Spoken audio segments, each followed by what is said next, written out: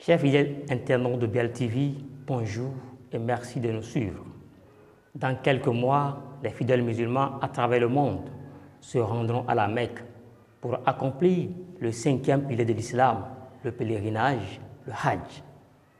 Afin de mieux comprendre les rites qui rythment ce pèlerinage, nous avons reçu pour vous notre imam, Cheikh Idriss, pour éclairer la lanterne du public sur la signification, l'importance et le rôle du pèlerinage dans la foi musulmane.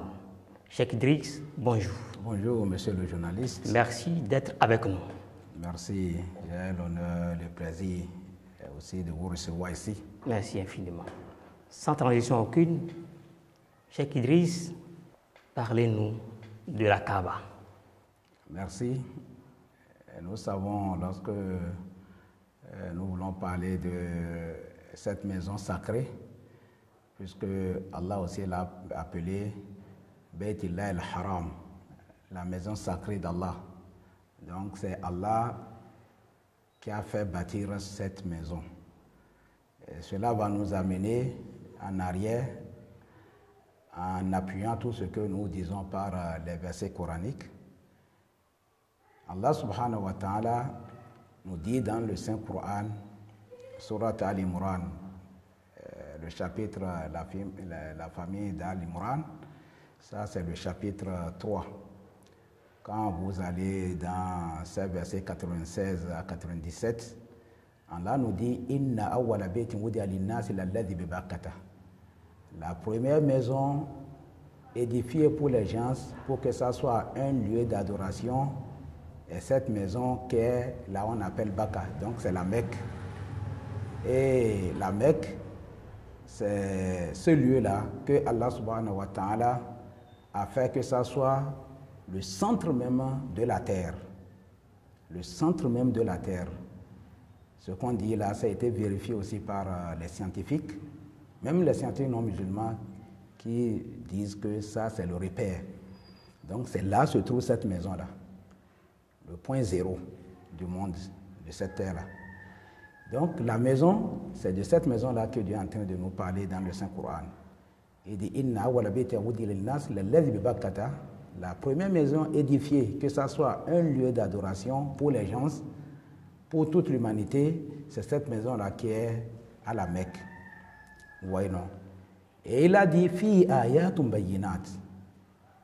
Dans cette maison-là, dans ce lieu-là, il a des preuves évidentes. Et il nous dit parmi ces signes-là, Maqam Ibrahim, le lieu où le prophète Ibrahim s'est tenu debout pour encore glorifier, honorer Allah subhanahu wa ta'ala.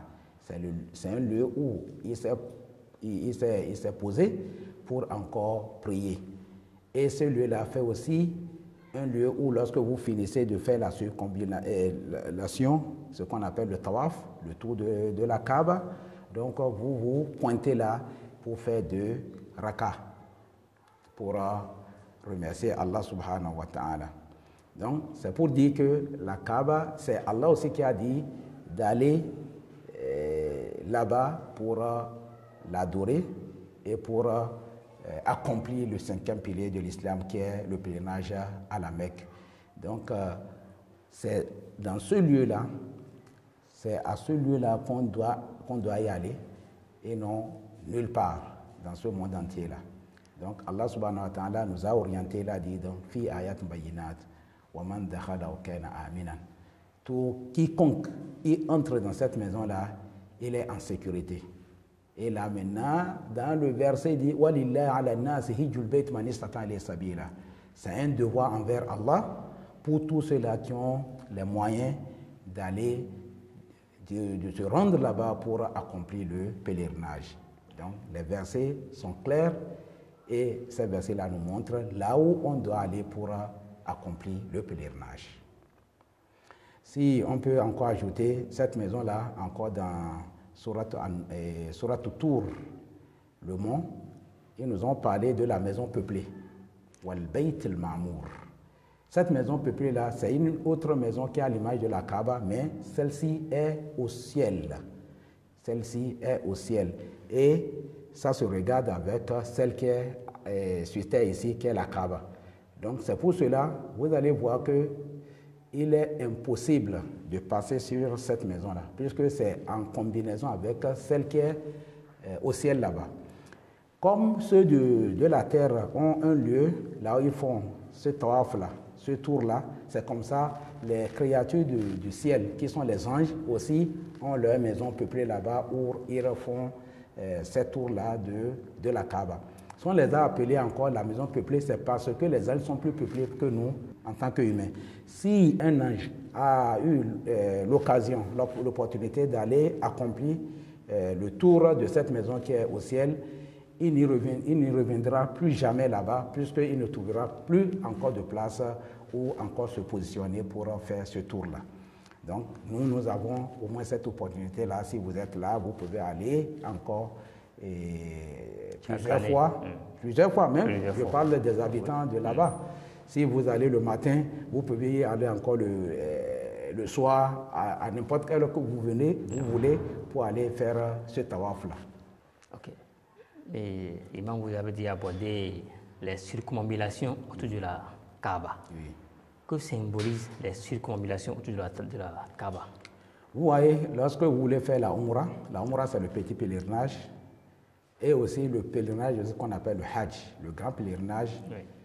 La circumambulation fait partie des rites obligatoires de la Umrah. Donc, lorsque vous prenez l'intention d'accomplir la Umrah, le petit pèlerinage ou bien le grand pèlerinage, donc lorsque vous arrivez dans cette maison-là, la première des choses à faire, c'est de faire le tour de la Kaaba. Et cela a été fait par le prophète Ibrahim alayhi salatu wassalam. Nous, on va là-bas seulement pour imiter. C'est nos modèles que Dieu a dit de suivre. Donc le prophète est envoyé Abraham. Lui, c'était le premier à qui Allah subhanahu wa ta'ala a montré le lieu.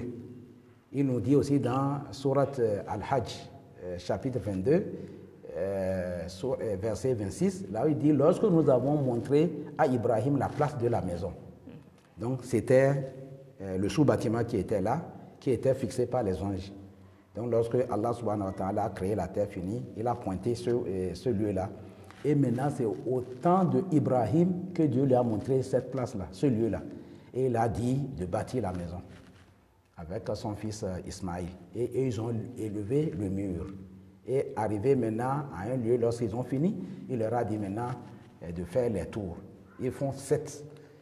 Après avoir le fait, donc c'est devenu pour nous aussi un rite. Un modèle à suivre. Donc que nous imitons à le faire. Lorsque vous le faites, qu'est-ce que nous prononçons? Vous prononcez l'unité d'Allah subhanahu wa ta'ala. La ilaha illallah wahdahu la sharika lahu lahul mulk wa lahul hamdu wa huwa ala kulli shay'in qadir. C'est ce que vous prononcez. Il n'y a rien d'autre si ce n'est que l'unicité de Dieu, sa proclamation. Et c'est comme si ce que vous dites là, ils vous ont ordonné de le faire et vous le faites en tournant autour de cette maison sacrée que Allah a fait bâtir sur terre. Non. Merci infiniment, cher Imam. Merci. Oui. Que répondez-vous à ceux-là qui confondent la Kaaba ou ceux-là qui pensent que la Kaaba est à l'image des pratiques endogènes que nous vivons ici, dans nos régions ici? Merci. Que la Kaaba, en son sein, contient une pierre. C'est pratiquement les mêmes pratiques au niveau des cultes endogènes. Bon, nous savons que l'islam, c'est le monothéisme. Oui. Maintenant, que répondez-vous à ceux-là qui pensent que la Kaaba est à l'image des pratiques endogènes? Merci, monsieur le journaliste. C'est une très belle question. Pour y répondre, on dit comparaison n'est pas raison. Tout d'abord, quand on parle de religion endogène, il n'y a pas de religion endogène plus que l'islam. Moi, je dis cela et je soutiens ça parce que aujourd'hui, que ce soit musulman ou non musulman, nous sommes tous conscients que nous venons de qui? De Adam. Adam, c'est la première créature parmi les humains. Et Adam est prophète d'Allah. Et Adam, en tant que prophète, n'a pas adoré autre chose si ce n'est que Dieu, l'unique. Donc, il est venu pour le glorifier, pour le suivre en tant que son créateur, le Tout-Puissant. Donc Adam n'a pas amené autre religion si ce n'est que l'islam, la soumission totale à Dieu. C'est comme ça tous les prophètes qui l'ont suivi. Quand nous parlons de Noé, quand nous parlons d'Abraham, quand nous parlons de Moïse, quand nous parlons de Jésus, et maintenant celui qui est venu clôturer tous ces périples, qui est le prophète Mohammed sallallahu alayhi wa sallam, ils sont venus pour enseigner, pour orienter les gens à aller vers l'unité d'Allah. Maintenant, ce que les gens croient aujourd'hui que c'est la première des religions, c'est la religion endogène, ça a été commencé au temps de Noé. Parce que d'Adam jusqu'à Noé, là, les gens étaient sur le droit chemin, qui est l'unité d'Allah. Maintenant, c'est au temps de Noé que les gens ont commencé par adorer d'autres choses. Et ça a commencé des images. Les gens qui ont fait les images de leur père aïeux, et après, quelques temps, après des années, des siècles, ceux-là qui sont venus après, ces générations qui sont venues après, ont commencé par se prosterner devant ces images-là. Et c'est comme ça que les choses ont commencé. Donc, Noé, lui, il a été envoyé pour leur dire non, non, non, non, ça là, ce n'est pas le vrai chemin. Ce n'est pas le droit chemin de vos aïeux, de Adam et ceux-là qui l'ont précédé. Donc, voilà le droit chemin qui est le monothéisme, l'unité d'Allah subhanahu wa ta'ala, et ils ont commencé par se rebeller. C'est la même chose qui se passe aujourd'hui. Quand on parle de la Kaaba, ceux-là qui font le tour de la Kaaba, qu'est-ce qu'ils disent? Ils n'adorent pas Kaaba, ils adorent Allah subhanahu wa ta'ala, et c'est ça ce qu'ils prononcent. Ils ne prononcent que Dieu, l'unique. Il n'y a aucune divinité digne d'adoration si ce n'est que Dieu, la ilaha illallah, l'unique.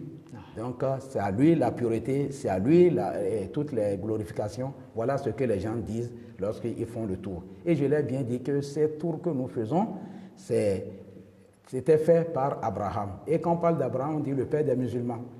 Il a été soumis et voilà ce qu'il fait. Maintenant, je vais donner encore un exemple. Aujourd'hui, les musulmans immolent des moutons, non? Des bêtes. Oui. Et les non-musulmans aussi immolent. Lorsque le musulman, lui, il immole, il dit quoi? Il dit Bismillah, au nom de Dieu. Non. Et les autres, quand ils vont immoler, ils vont dire au nom de ces ancêtres ou bien des aïeux. Donc, vous voyez que les pratiques que nous faisons, les actes sont les mêmes, mais les intentions ne sont pas les mêmes. Donc, cette prononciation-là et cette intention-là, c'est ça que l'islam adhère. Lorsque vous immolez au nom de Dieu, et cela, c'est licite. Maintenant, lorsque vous appelez un autre nom, hormis Dieu, là, maintenant, ça devient illicite. Alors que pour quelqu'un qui ne sait pas, va dire, bon, c'est le même mouton que le musulman a immolé et le non-musulman a immolé. Donc, c'est pour dire que si nous faisons le tour de la Kaaba, voilà ce que nous disons. Et même, vous savez que lorsque Abraham est parti, le temps que ça a pris avant que le prophète n'arrive, sallallahu alayhi wa sallam, les gens ont transformé. Ils avaient transformé la Kaaba et ils ont amené des idoles. Alors qu'Abraham n'avait pas bâti ça pour un lieu d'idole.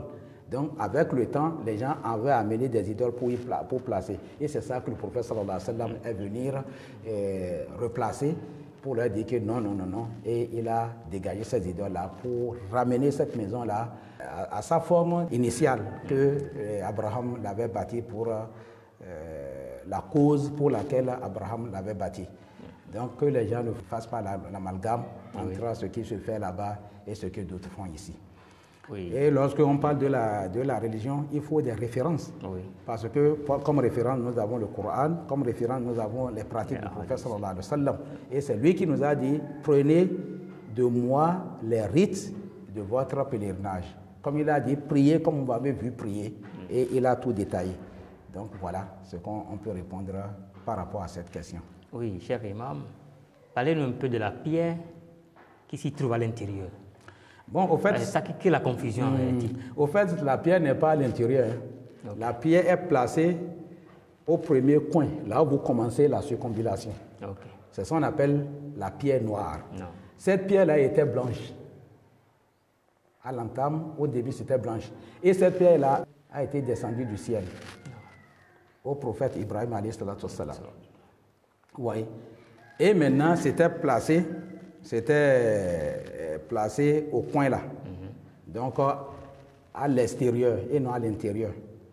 au point où lorsque vous arrivez avant de commencer la circumambulation, c'est là que vous commencez. Vous pouvez sucer ça comme vous pouvez toucher. S'il y a assez de monde, là où vous êtes, là seulement vous levez la main droite et vous commencez, vous dites Bismillah, Allah Akbar, et vous commencez. Donc, au jour le jour, vous savez, c'est comme les mains. Lorsque vous faites la circumambulation, vous venez, ça attracte tout ce que vous avez comme péché, ainsi de suite. Et d'ici à là, ça l'a rendu noir, pour dire que le péché est noir. Donc, c'était une pierre blanche auparavant et qui est descendue du ciel au prophète Abraham alayhi salatu wassalam, et après, c'est devenu ce que nous voyons aujourd'hui. Aujourd'hui, avec le temps, les gens ont placé ça, ils ont collé ça à la Kaaba. Parce que vous savez, les gens peuvent voler ça. Et ils ont placé ça. C'est là où vous voyez les gens se mettre la tête, le lieu là, pour sucer, ou bien pour toucher, ou bien pour faire seulement.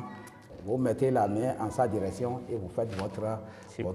Chaque fois que vous venez à ce point-là, ça veut dire que vous avez fini le tour. Et vous faites comme ça, Allah Akbar, et vous continuez jusqu'à ce que vous faites les 7 tours. Jusqu'à ce que vous faites les 7 tours. Voilà ce qu'on peut dire de cela. Maintenant, il a aussi, là on appelle Maqam Ibrahim.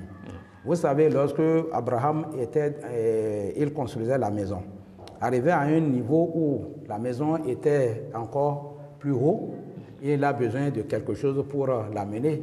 Et c'est comme ça que Dieu l'a fait descendre aussi cette pierre-là, où il se posait là-dessus. Et au fur et à mesure, il évoluait, la pierre prenait aussi de taille, jusqu'à ce qu'ils ont fini de construire. Et à la finition en même temps, les 2 pieds, ces 2 pieds-là où il a posé, Dieu a mis encore ce signe-là, que vous voyez en même temps, c'est devenu cacheté de ces 2 pieds. Et si vous allez là-bas aujourd'hui, vous allez voir les 2 pieds cachetés là, qui est encore foncé, c'est comme si c'est la boue, alors que ce n'est pas la boue.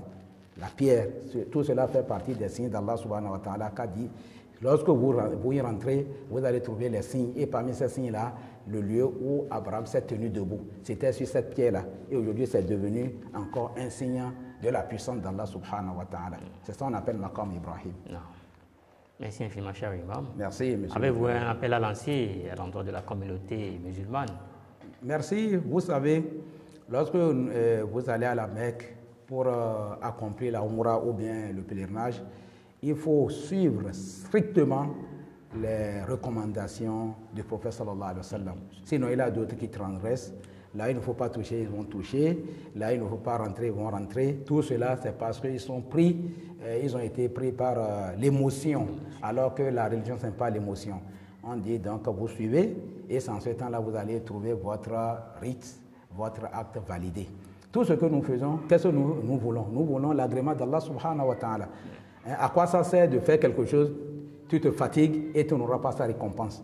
Comme la prière, le jeûne, si tu ne le fais pas à cause de Dieu, c'est que tu vas trouver vain tes actes, alors que ce n'est pas ça que nous voulons. Donc pour ceux-là qui se préparent à y rendre là-bas, donc il faudrait qu'ils purifient leur intention. Je ne vais pas à la Mecque à cause de quelqu'un. Je ne vais pas à la Mecque pour se faire voir. Non, je vais parce que c'est un pilier obligatoire où lorsqu'on a des moyens, ou bien quand nous avons des moyens, il faut aller accomplir. Et c'est pour cela que je vais là-bas, pour se voir purifié, pour se voir pardonné de ses péchés. Oui. Donc, antérieurs, comme le prophète l'a dit, sallallahu alayhi wa sallam, celui qui accomplit le pèlerinage pour l'amour de Dieu, à cause de Dieu, il se verra pardonné de ses péchés. Il revient comme un nouveau-né qui n'a pas de péché. Un hajj mabrour, ça veut dire qu'un pèlerinage accepté par Dieu, celui-là n'a pas de récompense, ce n'est que le paradis. Donc c'est pour ça que nous allons là-bas et qu'Allah subhanahu wa ta'ala accomplisse, qui nous aide, qui nous assiste pour que ceux-là qui se préparent aillent en beauté, reviennent en beauté. Et ceux-là aussi qui veulent aller, qu'Allah leur facilite, qui leur donne les moyens nécessaires pour accomplir ce pilier. Alors que c'est une seule fois dans sa vie. Si vous y allez après ça, donc ça là, c'est ce qu'on appelle acte surrogatoire. Non. Merci bien. Merci infiniment, cher imam. Merci, monsieur le journaliste. Fidèle internaute de BR TV, Merci de nous avoir suivis. Vous avez suivi avec nous les explications de notre imam, Cheikh Idriss, sur le rôle, l'importance de la Kaaba dans la foi musulmane. La Kaaba, qui est le lieu saint de l'islam, la Kaaba, qui est la première maison bâtie par Allah subhanahu wa ta'ala sur terre, et non une divinité, comme le pensent certaines personnes. Prenez rendez-vous pour les tout prochains numéros. À très bientôt.